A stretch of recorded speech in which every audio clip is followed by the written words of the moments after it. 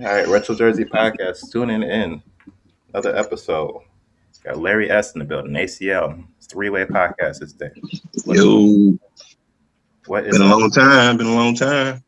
Yes, I'm gonna start sir. off with saying that I'm gonna apologize to Larry about Julius Randle.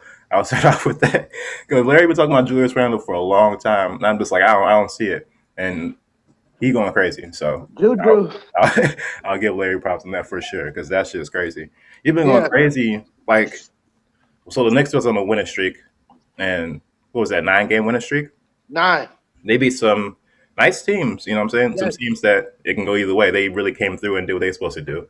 Julius was going crazy, and even the games they lost against like the Nets, the Knicks still held their own. It's not like they was getting blown out. You know, they really was Exactly. battling. So Look, D Rose beginning off. I ain't been watching the yeah, next. D Rose they beginning lost off. to the Phoenix Suns, but D Rose I think had like 22 and 6. Yeah, I see. Yeah, I Battling see. against Chris Paul. Like D Rose, he doing what he's supposed to do. You know, especially at this age, he's contributing at like a max potential out of what you can get for him for sure. He's not MVP, but he's still a presence out there on the floor. You know, you No, can't just play him. absolutely. He's still a Absolutely. threat. For sure, for sure.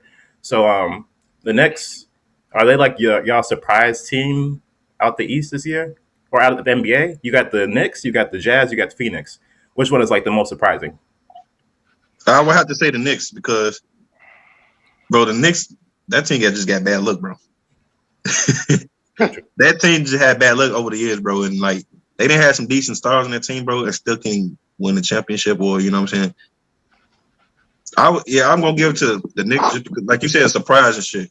We are. Are you actually surprised like for through like the whole season or the last couple weeks? No, the whole season. The whole season. Because you look at the Yeah, Suns, I would have to say the Knicks first, then I would have to say Suns because like the Knicks they actually on a winning streak and all that shit. So Oh. Now, I was going to say Suns is definitely my surprise team. mhm. I did not see the Suns doing anything of what they're doing. The Knicks are kind of surprising, but not as surprising as the Suns to me. yeah, true. You feel like they still need to show you more? The Knicks, Yeah. no, I mean not necessarily. Like they're doing very well. It's just the way that the Suns are playing. Like I did not see this coming at all. Chris Paul has been leading the Suns in the most proper way they need. Like it seems like that's all they needed, and I didn't see that coming. So Suns for me are definitely like the team. I'm like, wow, I had no idea that they were gonna be that good. Mhm. Keep out Yeah. that. I knew from the start. Yeah, you definitely was high on Chris Paul. But I'm gonna choose the Knicks. I think the Knicks were most surprising. I think the Suns we all knew was potential for that. We're trying to see if they would live up to it because of Chris Paul, obviously. Right, because they obviously they made it to the playoffs. He made it to the playoffs the following year with the Thunder. Yeah, so it's like we always said possible potential for them to be good. We didn't know to what extent, but like it's like all right, cool, Chris Paul. So Chris Paul, he's gonna add that value. But with the Knicks, them not really getting any free agents, them having all that money and not getting a big star, people are like, what the hell happened? It's kind of like a bust. And it's kind of proven they're like, no, we know what we do. We don't need stars to win, which I think they should keep taking that approach. This is the same way they were when Amari got there and they was balling, and then they traded up to get another star. This time, I hope they don't do that because you need all those pieces. Don't trade 3, 4 players to get a Paul George or something like that. You know what I'm saying? The Paul Yeah, George. Don't do that. Just keep it and just see where it gets you. I So feel like maybe the Knicks franchise are probably learning now. Like I'm not saying they don't know what they were doing, but I feel like they're actually learning to actually get players like on some Golden State Warrior shit. You don't have to get superstar to win a championship type shit. You know what I'm saying? now I in, feel it. in this league, it's kind of looking like you need superstars to win championships because Now it does, yeah, because you got teams like fucking Nets, bro. right. So you think they should ride that undercurrent of like teams without those big stars that are good. That's really where they position that. They position them right behind the Nets, Philly, and the Bucks. Right after that is Knicks. So it's like, Look, the only way I would feel comfortable with that being said, if the Knicks been doing something with the last couple of years. If they would actually make it to the playoffs with the last couple of years, and then the Nets still built this team, and I feel like the Knicks already had some chemistry on some like the Mags and Heat type shit, then I look at it different, bro. But they ain't this their first year actually doing something, Okay. you know, with that, and then they actually going having the streak. True. Now, You know, so going forward for both of you guys, I'll toss to Larry on this one. Top teams in the East without superstars. So we got Atlanta, which is a high favorite. Boston. We got Chicago with the addition of Vucevic. That team is a little bit interesting now.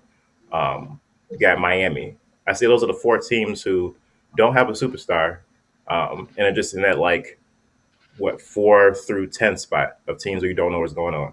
So you said 14 that don't have a superstar. yeah, those are teams that don't have superstars that are like still really good talent in the East. So Jimmy, you don't think Jimmy is a superstar? Nah. No. I don't think so. He has games. Like, he has games where he'll look like the superstar he should be. But as an overall, nah. He's an all-star, though. If he did that consistently, I think we would consider him a superstar. But he doesn't do the superstar stuff on a consistent basis.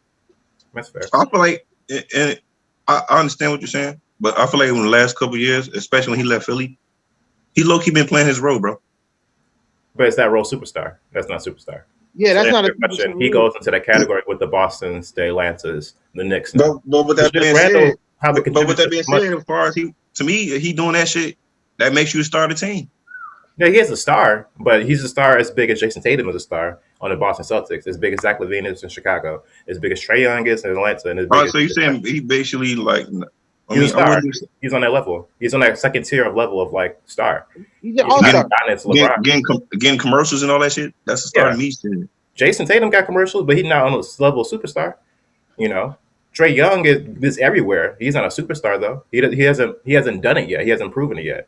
You know, are they marketable people to lead a team? Yes, but are they superstars? No. I don't think any one of them is on a different level than each other. You know, Jimmy Butler probably because he got to the finals. But that was even a stretch. People don't even pay attention to that. They feel like it's a fluke. You've never seen Jimmy play like that before.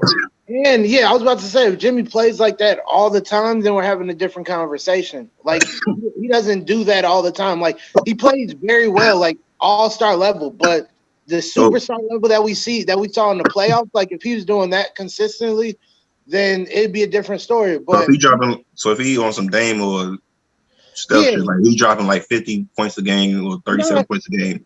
Not even 50. Like if Jimmy could give us like 27, maybe like 25. I ain't gonna lie, that's what most superstars are average. Like they shooting like down there 50 points a game, bro.